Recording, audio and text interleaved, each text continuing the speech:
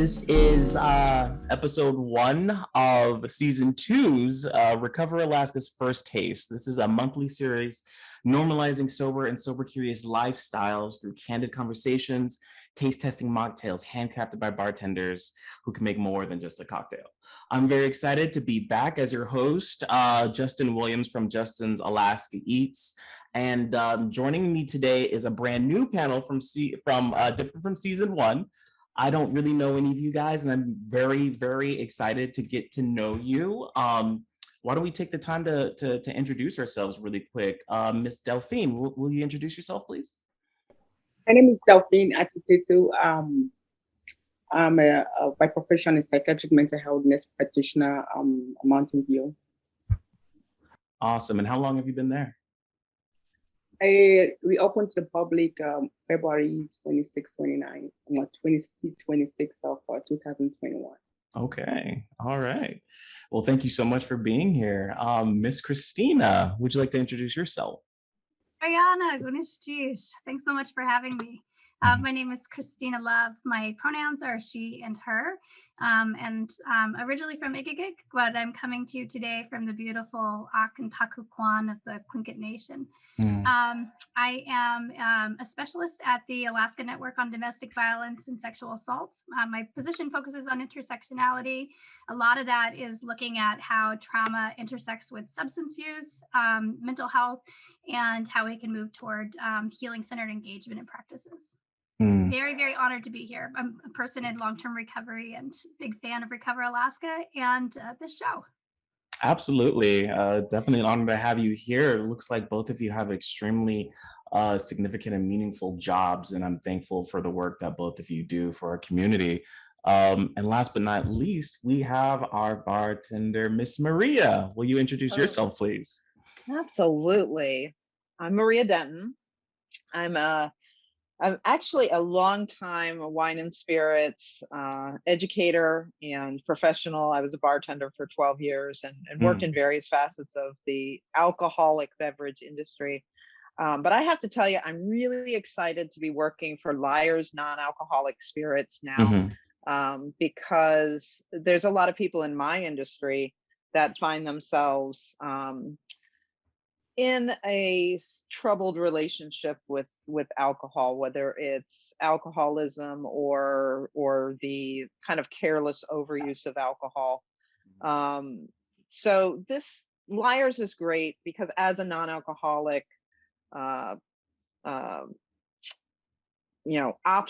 a non-alcoholic spirit option, somebody like me who isn't I'm not a teetotaler, but if I know that I'm going to have a glass of wine with my dinner, I don't want to have a cocktail beforehand, but I still want that cocktail. So Lyre's is a great option for that because I can have a non-alcoholic cocktail.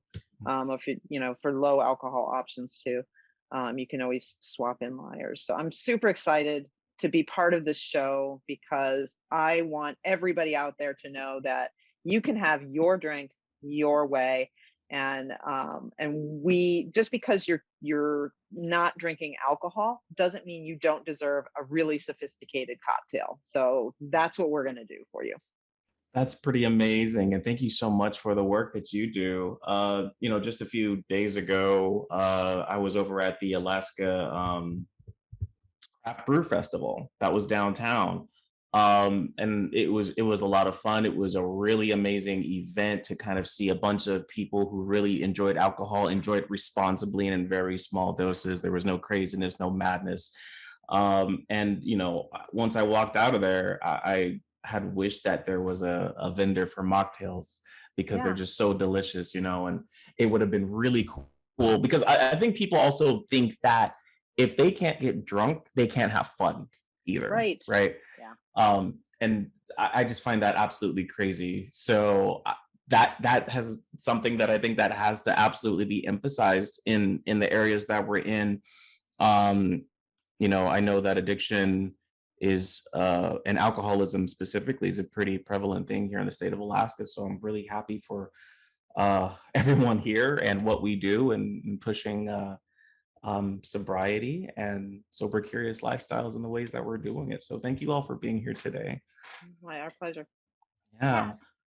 And I think we all have our drinks. And so before we get started on the drinks, I just want to kind of let everybody know that August is National Black Business Month. So in this episode, we're going to be recognizing Black businesses around the state. And then, of course, giving our lovely drink of the month a eponymous First Taste. Everyone has introduced themselves. Thank you so much for being here for the 1,000th time. I'm just excited, and I'm an extrovert, so I like to get to know new people. So this is awesome. And Maria, why don't you go ahead and introduce the drink that we are going to be tasting today? Absolutely. So one of the most popular drinks of late out there is an Aperol Spritz. Aperol is a kind of a bitter aperitif from Italy. So we're really pleased at Liars that we came up with our own version of Aperol. We call it Italian Spritz. And I think you're going to really like this drink. It's really refreshing for the end of summer. It's something that you can just make and drink and feel really relaxed, because you do get a little bit of that placebo effect. You know, how for some people they say, oh, well, drinking relaxes me. Drinking non-alcoholic mocktails will relax you too. It'll make you feel part of the party, because nobody knows you're not having an alcoholic beverage. So anybody who might be like, oh, you're not drinking, like nobody has to know that, right? So that's another one of our kind of missions is we let you do it. We let you do it on the sly. So to make our version of an Aperol Spritz, which is a really popular drink using Aperol and Prosecco, which is a sparkling wine from Italy, we're going to use our Liars Italian Spritz. I'm going to use 2 ounces. You can use more if you want. You know why? Because it's your drink. You want to make it with more, you can use more. That's right. Not gonna get you in trouble with the non-alcoholic beverage there. And then I'm going to use an equal amount of non-alcoholic Prosecco. Liars makes their own. We call it our Classico, because we can't call it Prosecco because we sell this in Europe, and Prosecco is actually a protected name in Europe. So I'm going to add an equal amount of my sparkling wine. By the way, if you want to get any of these products delivered to you, you go to liars.com. And again, since none of this has alcohol in it, we can ship it to you direct. So there's no rules when it comes to that. And then I'm just going to give this like just a little tiny stir just to make sure everything's integrated. I'm going to be careful because I put it in a wine glass. Don't want to stir too roughly when you have like nice crystal. And then I'm just going to add some ice. Ooh, get in there. It's my drink, doesn't matter. And you can, like, if I was having this outside, it was almost 90 degrees. I'm calling in from Arlington, Virginia, and it was almost 90 degrees today. You can just load this up with ice, chill it and kill it, I call it. So I'm going to add a nice little orange slice in there. So there you go. Just looks really beautiful. I love that color. Starts to kind of cloud over a little bit, and once you put the ice in, and it just looks like a wonderful frosty beverage. So I'm going to enjoy my cocktail along with the rest of you. Cheers. Cheers. Cheers.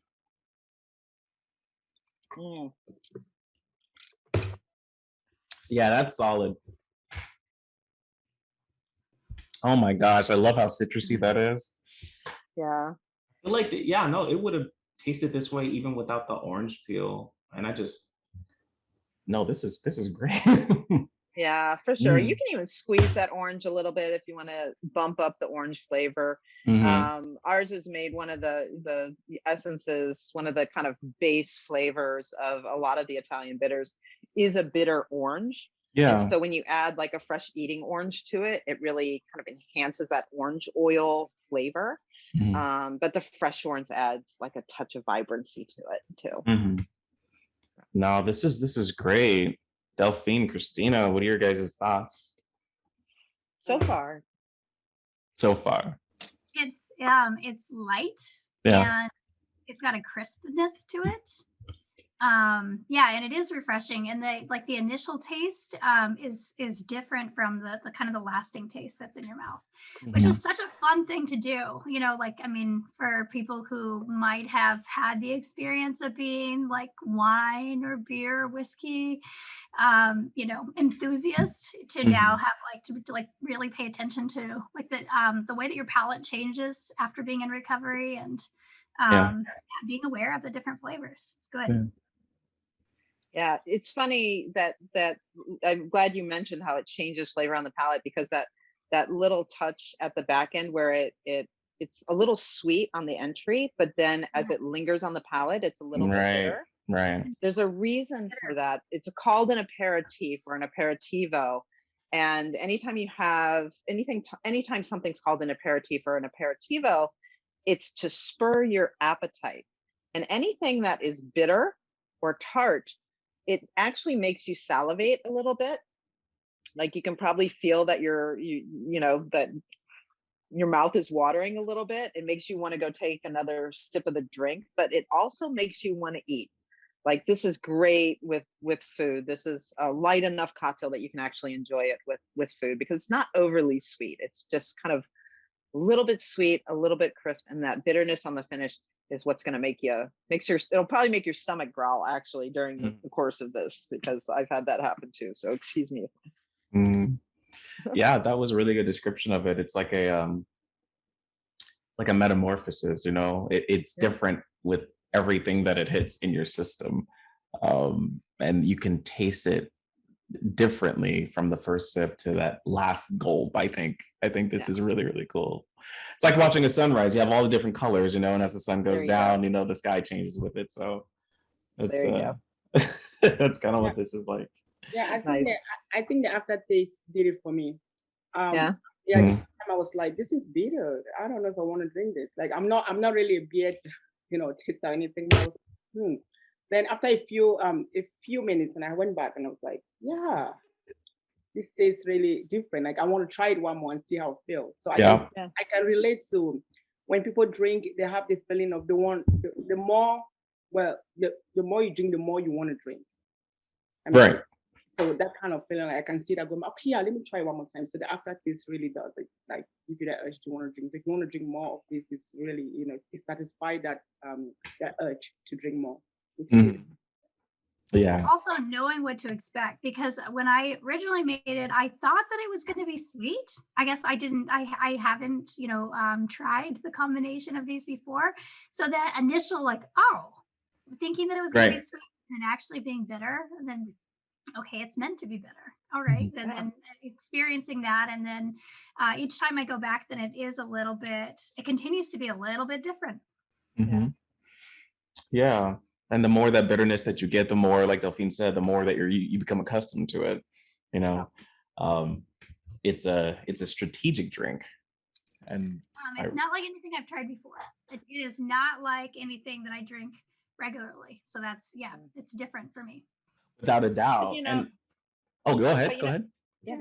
But if you go into a bar and you ask a bartender for a mocktail or a cocktail without alcohol, what do? They take sugary juice and more sugary juice, and then just to add insult to injury, they'll add grenadine, which is a sugar syrup, essentially a flavored sugar Right. syrup, and to make it red, because it's not a cocktail Mhm. if it isn't red, right?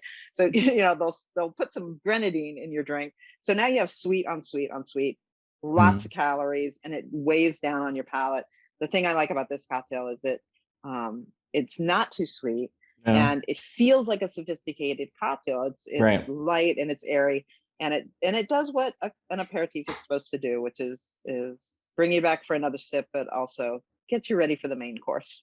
Yeah. Yeah. And if you drank gin before and now you are experimenting with not drinking, but you still really like that flavor, this would be the mocktail for you. And Yeah. for business owners, there's a huge market out there.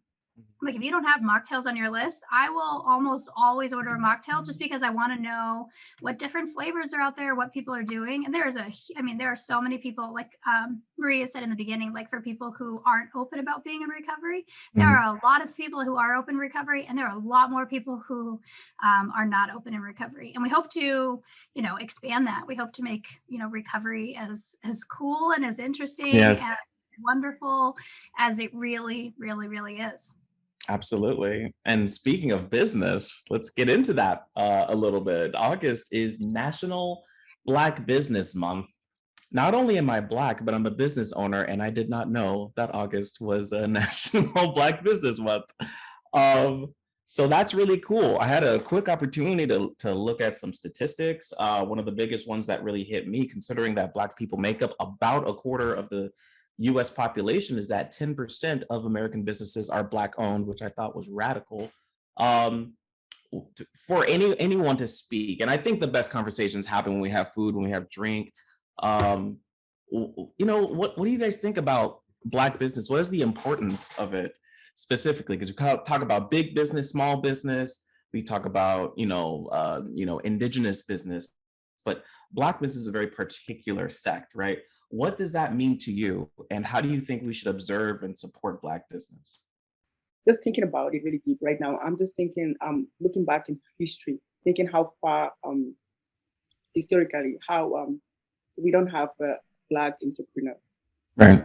Yeah, so that's just what I'm thinking, like looking deep that. So I think observing days like this just kind of point out, looking at what we have already and how we can improve on what we have, and just encouraging Black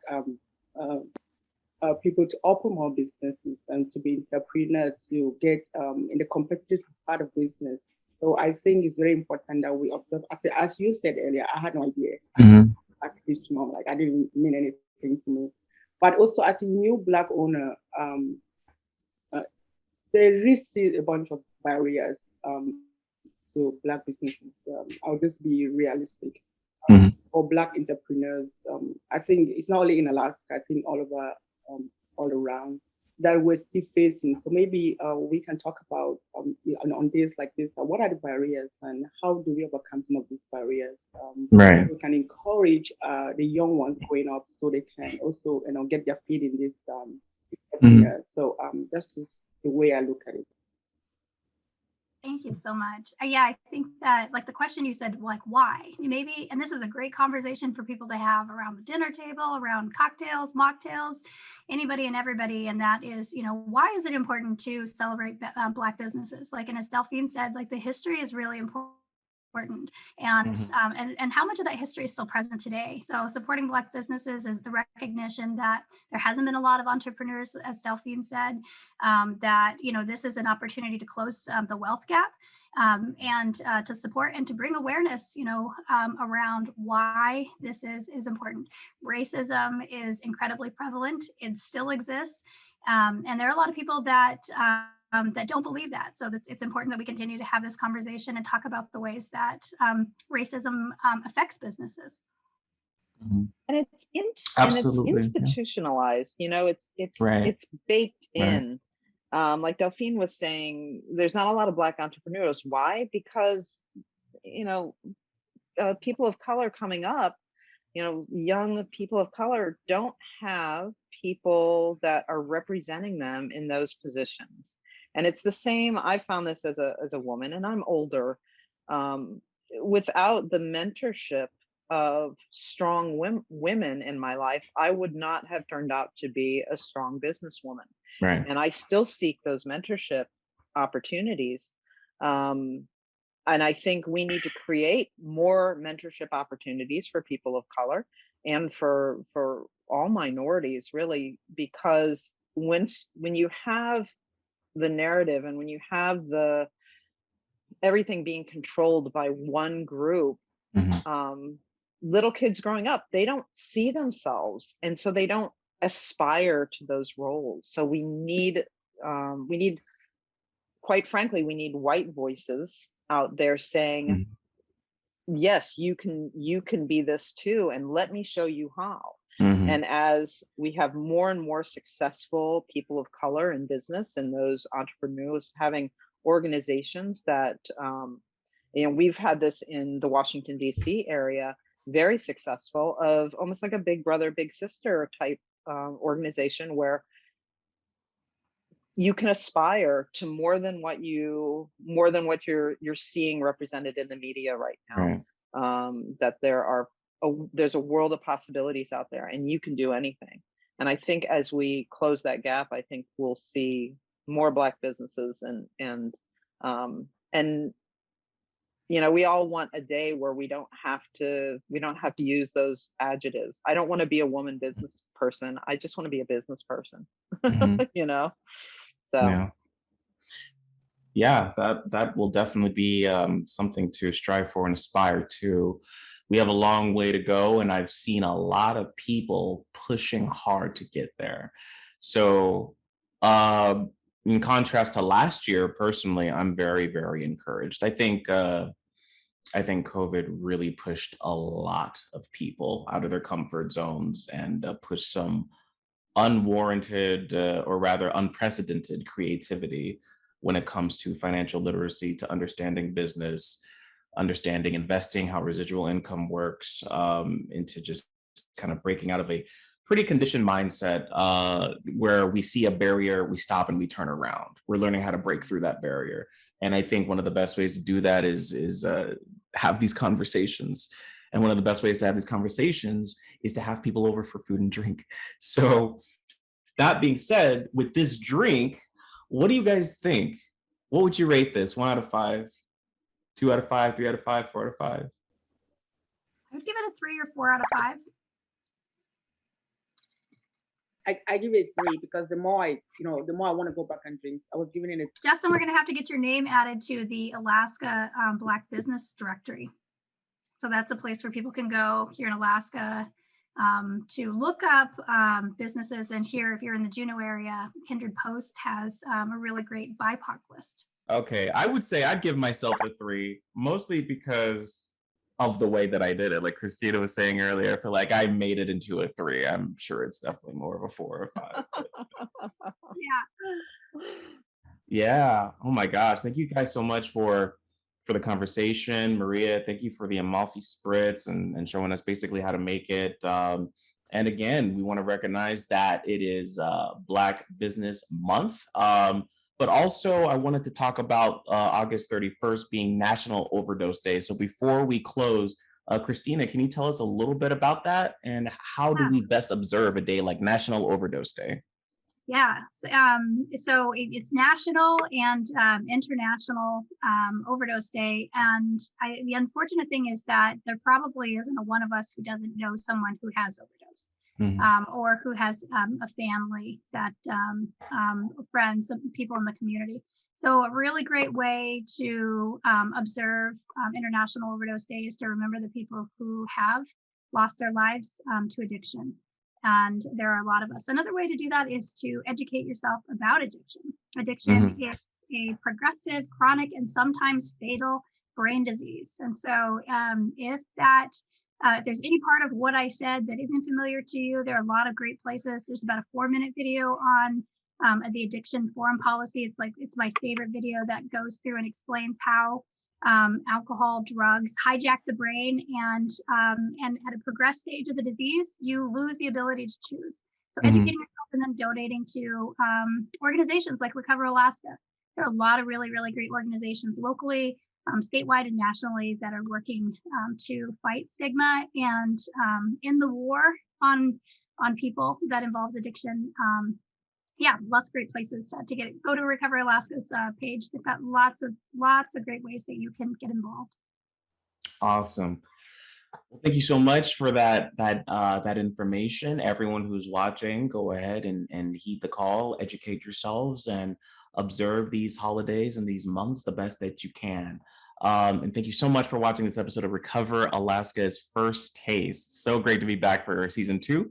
If you liked what you saw, like and share this video on whatever social media platform you're on. Don't forget to visit liars.com and their social media pages for more drinks just like the one we had today.